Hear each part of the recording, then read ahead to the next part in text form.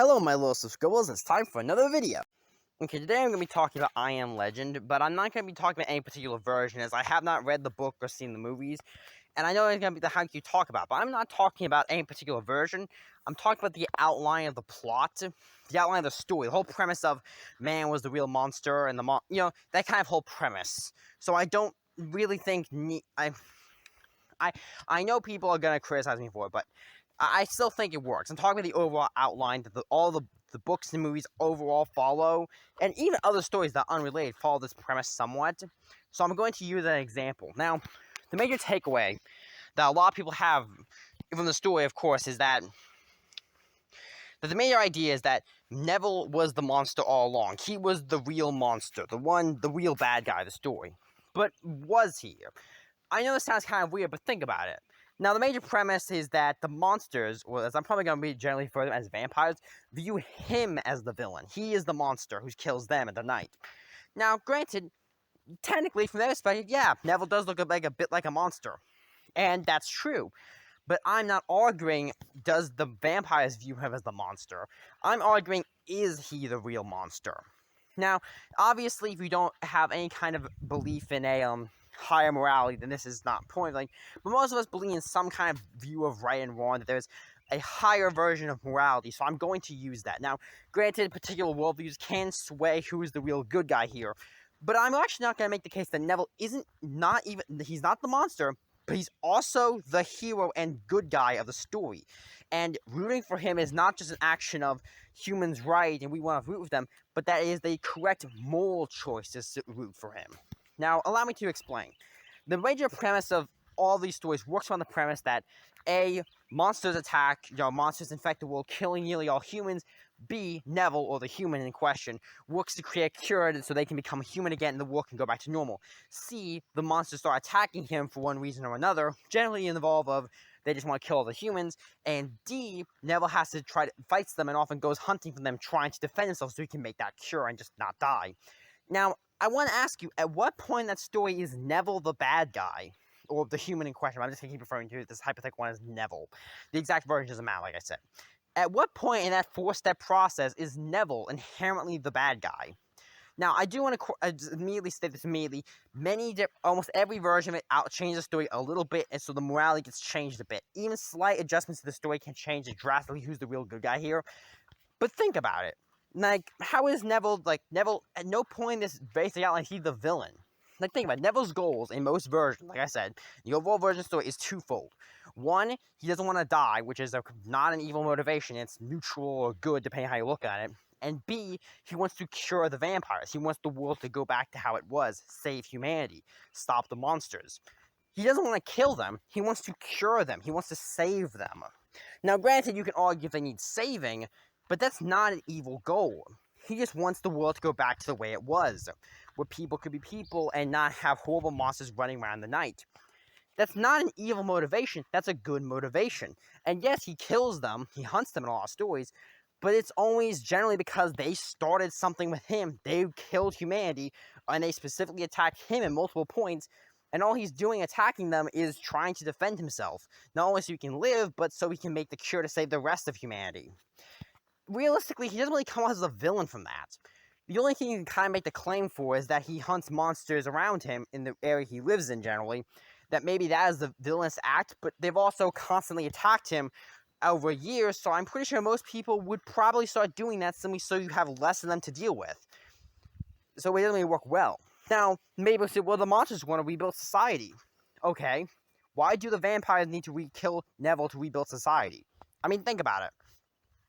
Think about all the different things in the world that could kill us, that do kill us.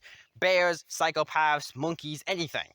They don't downfall society by having one of them. Heck, there's often armies of them and they don't do it.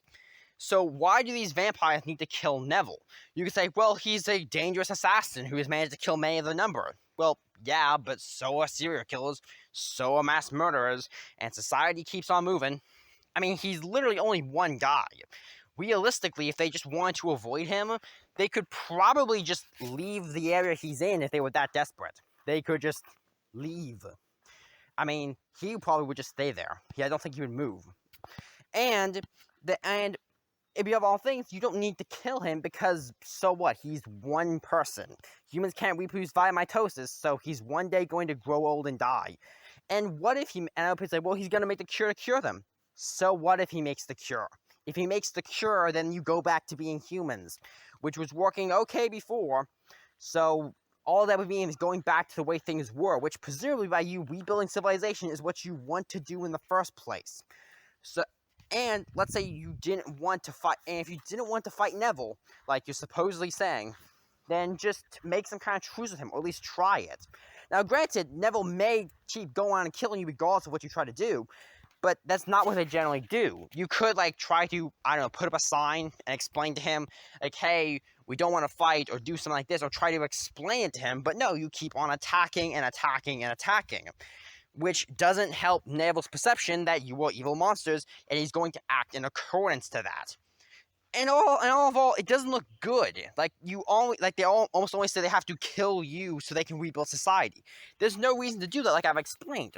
So the closest thing I could come up with is that either one of two things. One, they view Neville as so potentially dangerous that they feel the need that they have to kill him because he's an existential threat, which I don't really understand because, as I point out, he's still only one guy and not like a moral demigod or something.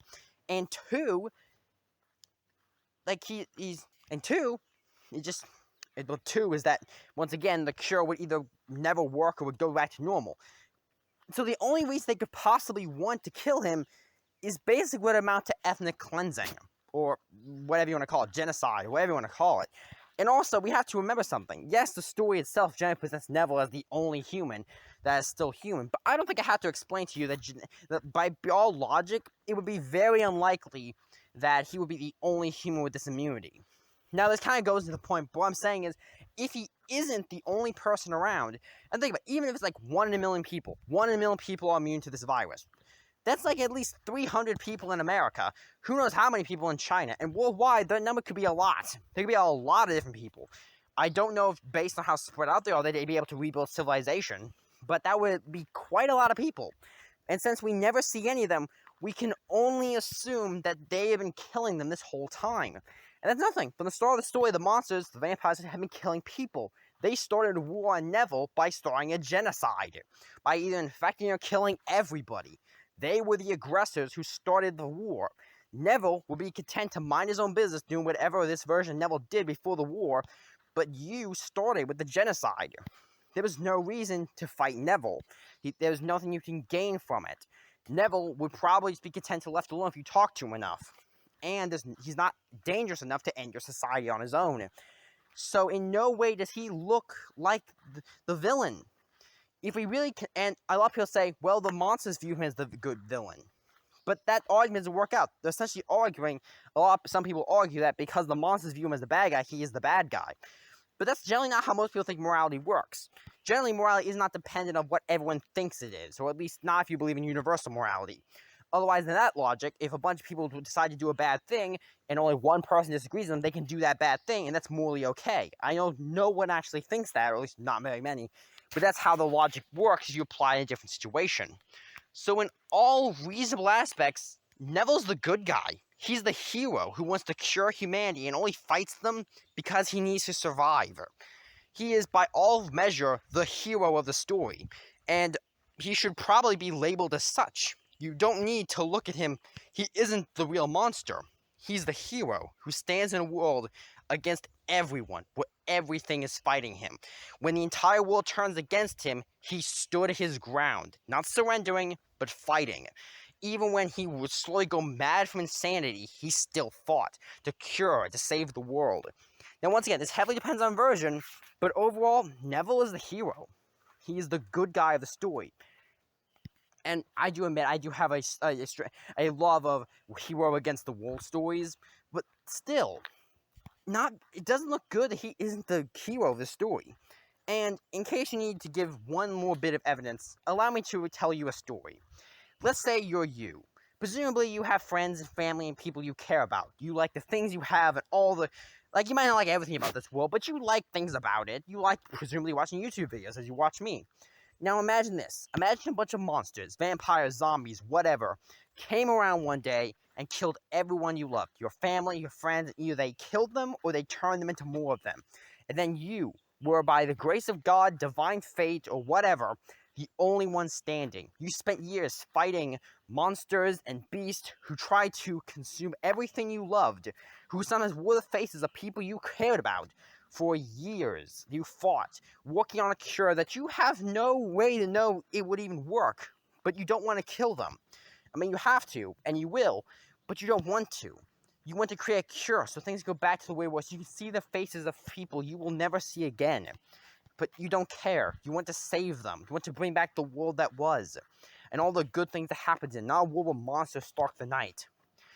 And then they come to you after years of war and try to claim you're the bad guy. You're the monster. Would you believe them? No, really, would you?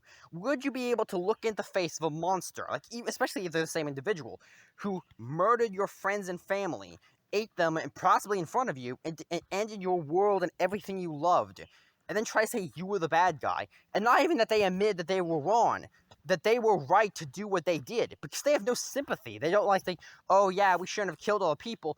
They still think that was okay.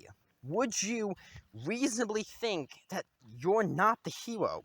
Even if you continue to fight them, you could still be pretty easily labeled the hero. Oh, and that's my little. Oh, and one last note: don't kill a man's dog or a person's dog, or anyone's dog, really. Especially if they care about them a lot. Like, just don't do that. Like, if you killed one of my dogs in this situation, I will find where you are, and if I don't kill you instantly, like you John Wick style, I will then torture you if I feel in a torturing mood, and it will be so bad you'll be wishing for Pinhead to come and save you. That's how much the level of torture I will inflict upon you. Medieval is not even going to start when I'm done with you. Just don't mess with people's dogs, okay? It's never going to end well, and it almost always makes you the evil villain. Anyway, there we go. Hey, why don't you hit that sub button? You're going to become a subscribble. Get to see my content quicker. Wouldn't that be nice? I bet so.